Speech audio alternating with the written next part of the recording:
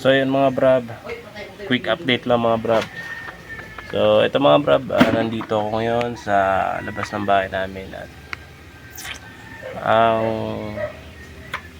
today's video is mag-change ako ng motor. So bago yun, ipapakita ko muna sa inyo yung mga nabago ko ngayon sa motor ko dahil ako ay isang angkas rider na. So, silipin natin.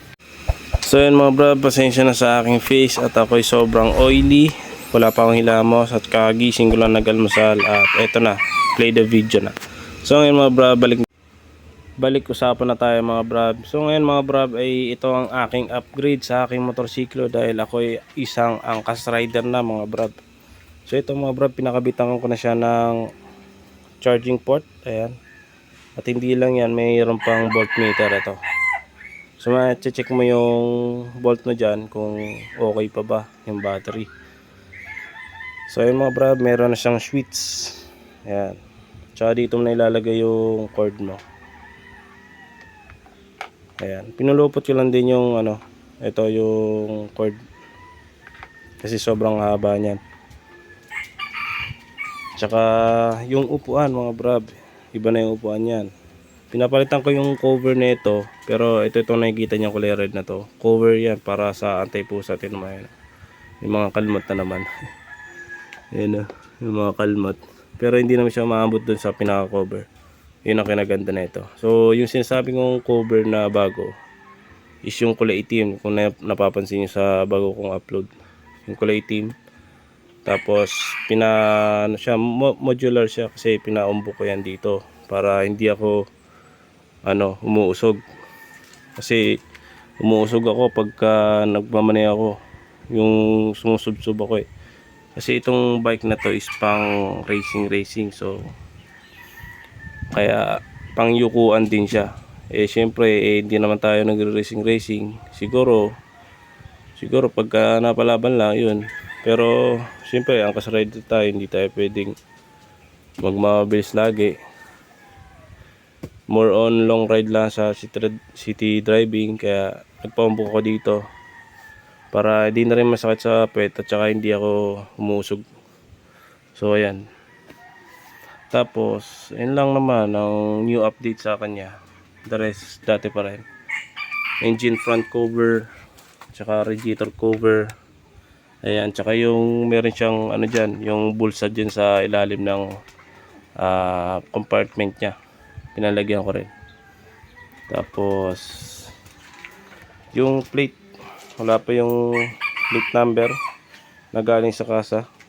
So almost magto 2 years na hindi pa nagte-text sa akin yung kasa. Kahit na pinuntahan ko siya doon sa dealer, pero wala pa rin, iti-text na lang daw ako.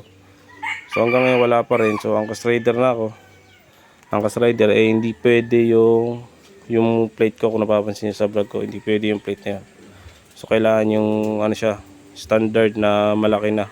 Iba na yung standard ngayon ng plate, kaya kailangan sa angkas yun yung standard, kaya pinapalitan ko na galing sa kanilang plate.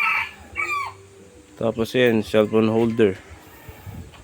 Ang problema lang sa angkas rider ko, wala pa akong yung cover sa cellphone pagka mainit. So yung cellphone ko overheat.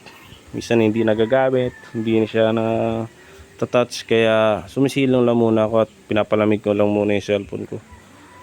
So ganoon na lang muna kasi wala pa ako nabibili, kasi wala pa ako nakikita sa daan. Kasi alam ko sa daan lang yung nakikita sa mga tiyangge.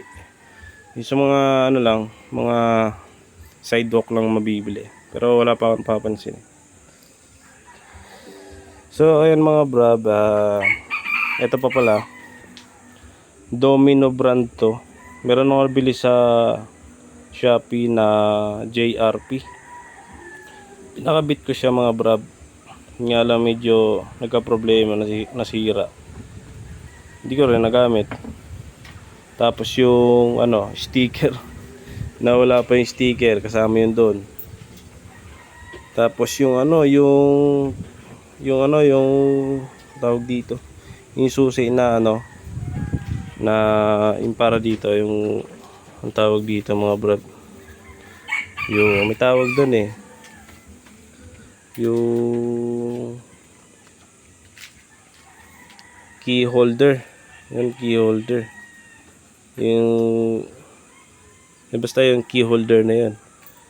So nawala din, kasama yun dun. So sa lahat ng nabili ko, magkakasama yun, wala akong nagamit. So medyo di tayo swerte dun. So ito domino, binili ko siya. Ayan, maganda rin naman, pinakabit ko at buti hindi naman nasira. So ayan mga brab, diba? So papakita ko sa inyo yung, yung plate pala, yung standard. Hindi ko na papakita yung buo. Ayan, basta ganyan siya, ganyan kalaki. So ayan, pakita ko sa inyo yung forma ng aking motor. Napaka simple lang. Yung side mirror stock pa yan, hindi ka pa pinapalitan. Tsaka yung gulong stock pa yan. Yan, harap likod, biniyahe ko ng mga malalayo yan. Bicol, yung pinakamalayong biyahe niyan, Manila to Bicol. So goods pa rin yung gulong niya. Tsaka yung kadena, goods pa rin yung kadena niya. Bali medyo maingay siya, kaya i-adjust ko siya ulit kasi mukhang maluwag na naman eh. Tapos ito, nabili ko rin to sa Shopee. Ayan.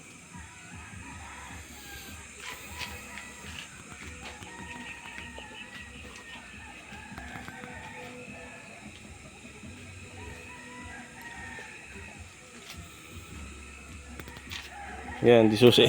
Keychain nga pala tawag ata doon. Basta keychain o key holder ang tawag doon, wala yung GRP.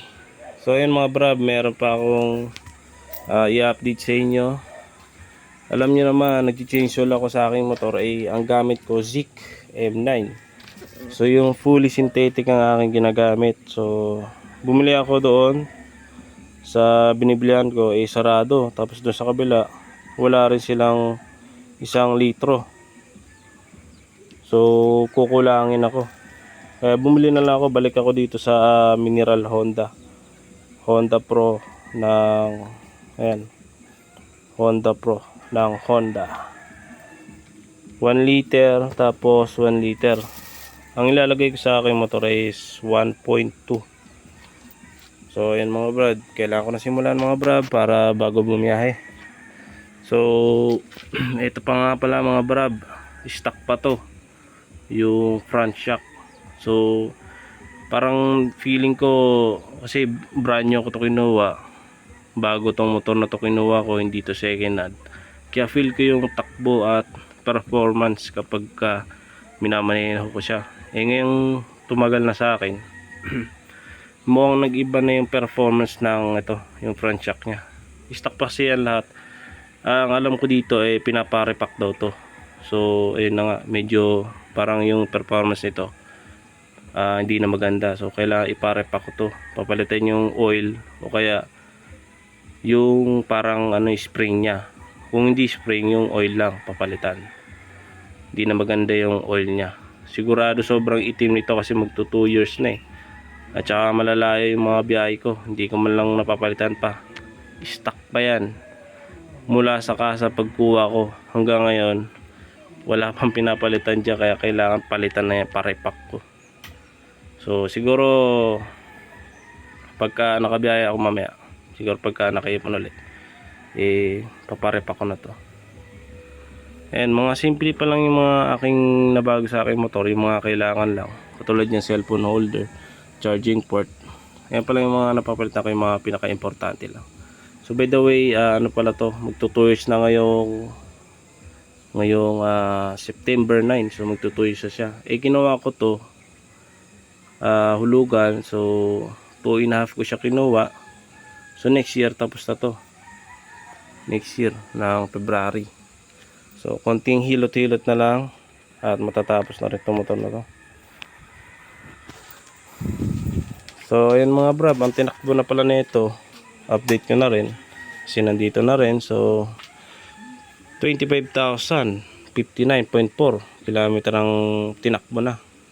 So ayan, naka full bar pa siya kasi bago ko umuwi dito, pinapa-full tank ko na to para tuloy-tuloy yung biyahe pagka babiyahe ulit ako. So ayan mga brab, bali bumili ako sa taas. So nainitan na ng konti at umiikot na yung oil nito, nag-circulate na. So para maganda yung flow ng maganda yung drain nito. Kaya kailangan medyo pinainit natin ng konti. So tama lang kasi bumili ako sa taas eh. So ayan mga brab, yan lang yung mga update ko mga brab. At thank you for watching. Don't forget to like and share and subscribe sa akin channel. So ayan mga brab, sisimulan ko na mag change oil. So thank you for watching and peace out.